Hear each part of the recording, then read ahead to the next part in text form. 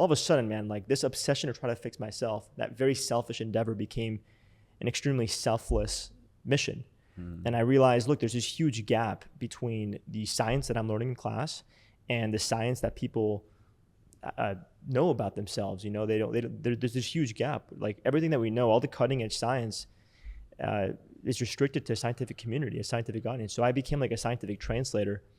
And because I had to learn to do that for myself, I had this passion for helping others, not just because I had the specific knowledge, but because I could empathize with those who also felt a disconnection from their body.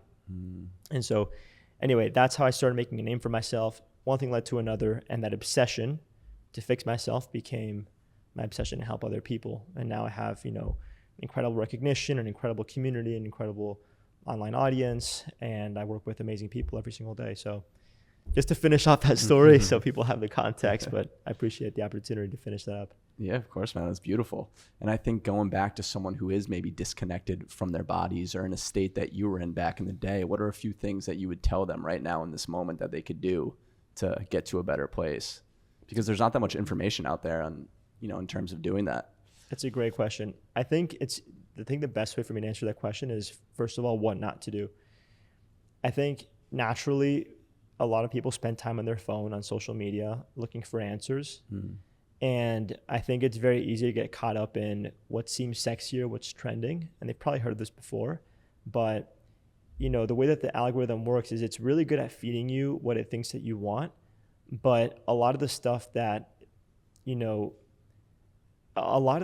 it thinks you want ends up being material that simply has a higher component of virality, which doesn't necessarily mean that it's the best. It just means that it's the most engaging.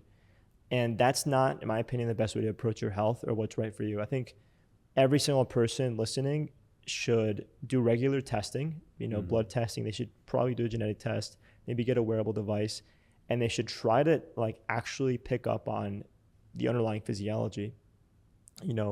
I'll be a shameless plug here, but I want to mention some other resources. I think the Huberman podcast is excellent. It's a great place to learn about your body's natural design and how to leverage it, how to really truly understand it, how to measure it. My podcast, Know Your Physio, discover your science, optimize your life. Know Your Physio as in know your physiology.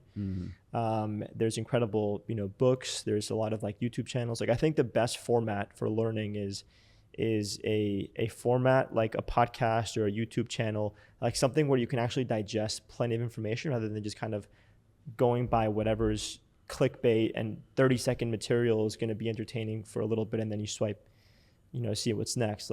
I think people should really take their time and do their due diligence. Maybe even, take a course in physiology, take a course in psychology. You're not going to satisfy that disconnection by with a few reels. Maybe you'll learn a little bit here and there, but I think you really need to make this like a living, breathing practice that you can commit to. That's great advice. Going off of that, what do you think are some of the biggest mistakes people are making with their health today?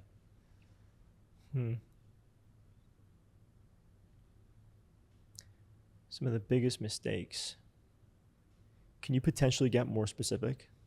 Yeah, sure. I mean, something I could think of off the bat is doom scrolling right when you wake up, right? Okay, so starting the day it's funny because I was going to say one of the biggest mistakes people make, and maybe, so here's the thing is, it's not like people do this with the intention to be healthy. They do it because it feels comfortable and it feels normal.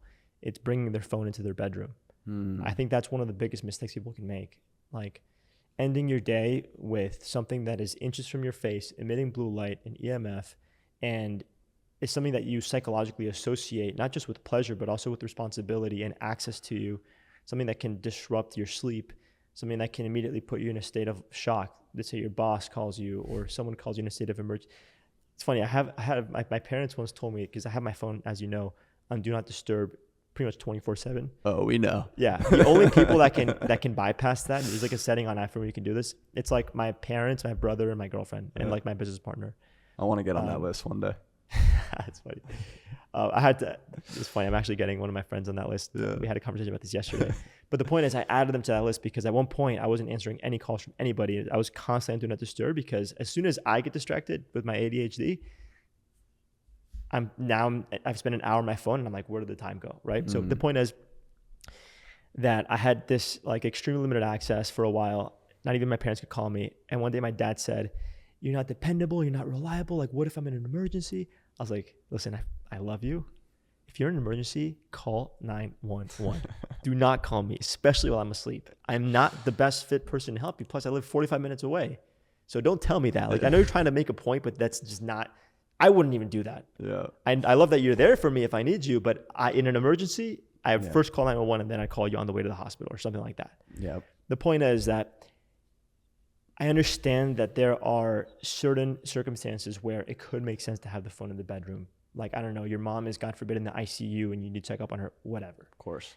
99.9% of the time, it's one of the worst decisions you can make because, like I said, what you associate that phone with, subconsciously too, right? So as soon as you bring that phone into the bedroom, now what it's supposed to be literally, and this is not, I'm not exaggerating here, like your bedroom is supposed to be the number one most relaxing, stress-free, parasympathetic promoting environment on the face of the planet, in the universe. And I think this is so important. I know you've talked about this. Can we go a little bit into what makes that? What does that look like from your perspective? How do you create that environment? How do you create that environment? So it's a great segue. So let me just finish by saying that, as soon as you bring the phone in there, now you're saying, "Oh, this is like any other space." Like, yeah, I happen to sleep here, but I can write emails here. I can scroll and I can get phone calls from whoever, my boss, my business partner, my parents. "Oh, there's this blue light." Like, whatever, it's just a phone. Like, every people justify it because it's so normal. It's yes, it's normal. It doesn't mean it's right. The way that our physiology is designed, we're almost identical to, the way that we were millions of years ago. The physiology, the human physiology, it hasn't changed, but the world within us evolves linearly from one generation to the next over the course of decades. The world around us, technology in the modern world evolves exponentially every single day. Look at where AI was 6 months ago versus where it is now. Look at how much more time we're spending on our phones every single week, right? So you have to acknowledge that there's this gap in the world within us and the world around us. So the point is, like, yes, it might be normal to have a constant access to a phone and to bring it into the bedroom. However, we still have mechanisms within us that make that very stressful. Blue light, right? The main source of blue light that exists, the most potent, is the sun. As the sun, as the sun takes its course through the atmosphere, right? Like around, as you go around the sun, and so the sun goes around in the sky, at these different angles, we're exposed to different proportions of light at different levels of intensity. When the sun is right above us, that's when the sunlight has to cross through relatively the thinnest section of the atmosphere to reach the visible sky. So all of a sudden we have the most intense blue light, right? And when do we have our peak wakefulness? It's in the middle of the day. For that very reason, we have the greatest proportion of blue light, blue wavelength. Now, when the sun is at a low angle, the beginning of the day and the end of the day, the sunlight has to cross through relatively more atmosphere. The atmosphere filters out that blue light and UV light. So in the beginning of the day, you can look at the sun, but it's not going to have such a negative, influence on your physiology. In fact, what it'll do is it'll help you wake up in the morning, and in the evening, when you have this nice deep red sky, there's a relatively low proportion of blue light.